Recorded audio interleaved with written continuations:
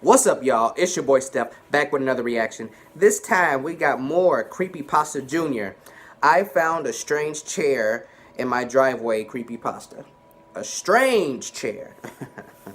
Uploaded November 28th, 2018. Down in the description will be a link to this original video, a link to CreepyPasta Jr.'s channel, and also links to all of my social medias. Connect with your boy and see the personal life that I don't post to YouTube. Without further ado, let's get into it. I've always noticed when he uploads these videos, these creepypastas, and the title has the word strange in it, it's usually always good. He does this quite often. I like them a lot. That is how my situation started, as stupid as it sounds. Somebody left a chair in my driveway. At the time, I had no idea who, and I had no idea why. Not many people make it out to our street. We're sort of off the beaten track. To give you an idea of the foot traffic, Halloween just passed, and we didn't see a single trick-or-treater. But my wife Emily and I kind of prefer it that way. We both lived in cities throughout our adolescence. When we moved into our country home in late 2016, it was a welcome break from the grind of traffic and bright lights. That is, until this happened. The first time I saw the chair was in the morning before work. I asked Em whether she had left it there. Sometimes her friends visited and they stayed up late drinking on the driveway. Oh, wow. They did have a habit of leaving stuff out. But Em told me it couldn't be. The last time her friends were over was over a week ago. We would have noticed the chair blocking our driveway by now. And so I chalked it up to someone's forgetful memory. I threw the chair in the garage and thought nothing more of it. It's gonna go back, ain't it? I came home from work that night and parked in my usual spot. Nothing blocked my way. I went inside and had dinner with my wife. We talked about our day like usual and watched Netflix for a couple of hours. Hey, Netflix. We both passed out around 10 p.m. and nothing woke us up. Nothing disturbed us. Hell, the dog didn't even bark. But the next morning I went outside, and there was the chair again, sitting in the same exact spot we had originally found it. I stared at it like an idiot for about 10 minutes straight. Knew it. I wasn't sure what to do. I took a picture of it and stared some more. Then I started to look around the property with our German Shepherd Lola patiently pacing by my side. We didn't find anything. I returned to the driveway and threw the chair back inside the garage. The first one was still inside there. I noticed the brand was exactly the same. Oh, it's a different chair? I found an old deadbolt in the back from a past remodel, and so I fixed that to the door handle, figuring that whomever it was, they would eventually run out of chairs. I honestly didn't know what to make of this situation. You need to start burning them. My best guess was a prank from some kids. Even still, I locked up the doors to my house extra tight when we went to sleep that night. I always thinking shit's a prank. I left the bedroom door open so that Lola could keep an eye on the whole house. When I finally fell asleep, it was after hours of waiting up and listening, but I actually slept soundly through the night. By the time morning came, the chair had actually faded from my mind. Dreams have a funny way of refocusing the brain. I hopped into the shower and started to get ready for work. Then, my wife's panicked shouts from the kitchen reminded me pretty quickly. "Matt, get out here," she called. I turned off the shower and threw on some clothes in a panic. I went outside into the freezing cold, expecting to see a possum or maybe a raccoon sifting through the garbage. That type of thing was more likely to prompt a scream from Emily. But instead, sitting and placed evenly side by side on my driveway, both chairs, were two more chairs. Oh my god. The same exact type as the ones locked up in my garage. You need to do something. There seemed to be something stuck to the backing. I approached and found a note, written on plain journal paper, in an awkward attempt at script. I brought a friend. I hope you don't mind. It said. Now, I probably overreacted at this juncture. I told Emily to lock herself inside with the dog. And call the I police. pulled out my cell phone and called the police immediately. Really? I didn't touch a single thing and waited on my porch patiently. That looked like a Crown Vic. A serious-looking police officer arrived about a half hour later. But I could tell almost immediately that he didn't seem to take our situation very seriously. I probably wouldn't either. He asked me the basic questions, and I provided what answers I could. My wife eventually emerged and asked about what he thought happened. The officer's reply didn't give us much confidence. Kids, ghosts, hell if I know. Maybe one of you just forgot the chairs out here. What? Anyway, call the number on this ticket if you have any further issues regarding the, well, chairs. That's it? I asked. You're not gonna swap for fingerprints or anything? They're chairs, dude. The officer stared at me dubiously. Do we have a crime here, sir? I pointed at the chair. What about trespassing? He let a chuckle slip despite his demeanor. Look, sir, those chairs are not enough to prove trespassing. Have a good day. And with that, he waddled back down my driveway and disappeared down the street. You need to set up some I cameras. watched him leave in dumbfounded anger. Then I threw the chairs in with the first two and locked up the garage once again. Get some cameras. Emily talked about selling the house almost immediately after the cop left. Cameras. Hearing her say that hurt.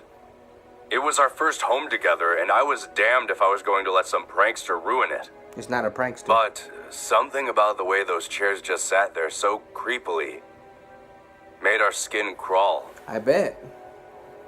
We thought about renting a room that night, just to be safe. But the remodels at our house had left us strapped for cash, Broke. and hotels can be pretty expensive. Hell yeah. We really just didn't have the money to swing it at the time. And so we stayed home. We didn't sleep very much.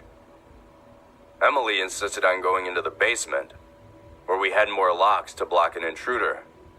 Lola and I followed her apprehensively. Em fell asleep on the couch around midnight. The dog and I stayed up watching the driveway like hawks. Get some until cameras, well bro. into the early hours of the morning. Get some cameras. But I fell asleep around 3 a.m. Cameras. I woke up to the scratching of metal legs against gravel. Oh, shit. This had to be my chance. Yep. I grabbed the baseball bat positioned by our front door in one hand and Lola's leash in the other. I'm about to say, get the dog. Excitement over the moment overwhelmed me. I felt a hell of a lot more confident with each of them by my side. They're moving We sprinted up the stairs. by themselves, I aren't they? tripped and stubbed my toe on a loose floorboard. Ah. That definitely slowed us down a bit. Whew. By the time I made it outside to the crystal clear night, I know that pain. there was nobody in the area.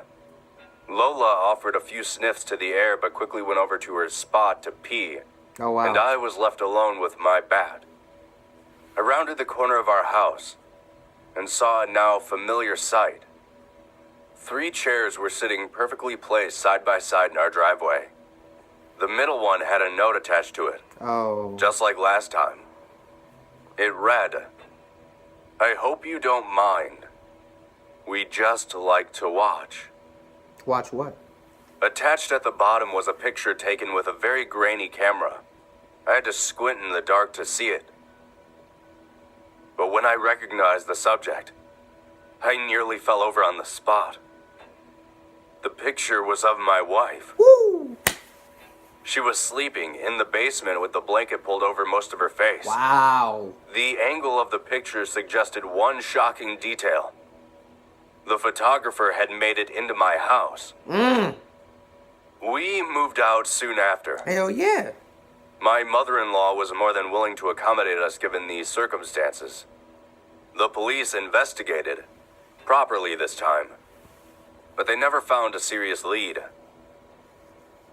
Our old home is up for sale now, and yesterday I drove by it at night, for the first time in a while. I'm not really sure why. You know. Maybe it was the stress of writing this story. Maybe it was the open-endedness of the way in which the situation was left. I still don't know who left the chairs, or why. That bothers me. It's an insult to my pride. Whatever the reason, I wish I hadn't. I saw them as soon as I turned onto the street. Sitting in my former driveway were 3 outdoor chairs, occupied by 3 burly men. Oh. Their backs were to me. As I desperately tried to K-turn my way out of that street, my tires squealed against the pavement, and that made a loud noise, which drew their attention. As if in perfect unison, all 3 men turned to look at me. I couldn't see their faces. Good. Ski masks covered everything but the light eyes sticking out in between. Go on about your way, Black man. clothing made them look indecipherable altogether. I'm out. I thought they were going to kill me. I thought they would rush my car before I had time to turn around. I cursed loudly as my old car sputtered a bit. Hit that gas pedal. But the men just stared silently. Finally, I hit the gas and jetted down the street. I pulled out my phone to call the police and checked my rearview mirror to see whether the men were still there. That's when I noticed the strangest thing of all. The men never tried to leave. They never tried to run. They just waved, quietly and awkwardly from the seats of those outdoor chairs. And then, one of them took a picture of me as I drove away.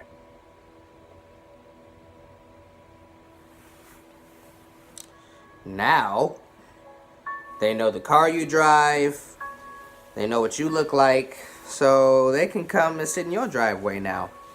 Again. You know what? The story didn't end how I thought it was. I thought when he said that he drove past his old house, the house him and his wife had just moved out of, and saw 3 chairs. When he brought up the men sitting in them, I was surprised. What I thought was that as he was driving past and looked at the house, he would see the 3 chairs coming from different directions, or he would see the chairs already in the driveway, and all of them were to turn around and look directly at him. Well, we'll start facing him as he's driving past. That's what I thought. That would have had my skin crawling. Like, the chairs were there, but as soon as you were going past, they turned around and they looked at you. That's why they were facing the house when there was 3 of them. Or how many ever chairs, Each one of those times, I'm assuming the chairs were facing the house. But one time they were facing back to back. But all 3 chairs were facing the house at the last time. They were looking, at your house. They were looking at you and your wife. And I guess the dog too. So that's why I thought when you were driving past, the chairs would turn around. So they're looking at you again as you drive past them. Dude, that would have had my skin crawling. I would have been like, fuck no. If you come home and you see a strange chair in your driveway, immediately take a picture. Burn it right then and there. And set up cameras. I kept saying that throughout the video. Set up cameras to make sure you not going crazy and you not being pranked and someone ain't trying to fuck with you. Like, nah. Cameras, man. 9.5 times out of 10, the camera ain't gonna lie. I'll say it like that. I told y'all, anytime he has strange in the title of the video, it's usually always gonna be creepy as fuck. It's usually always gonna be good. That's why I fuck with CreepyPasta Jr. That is it for this video, y'all. If you like my reaction, like the video, comment on the video, and share the video to your social medias. And if you really like to subscribe to my channel, it really helps me out a lot. I'm really trying to grow this channel out. And tap that bell icon so you will be notified every time I drop new content, which I do on a weekly basis. That is all I got for y'all this time around. Your boy Steph is out.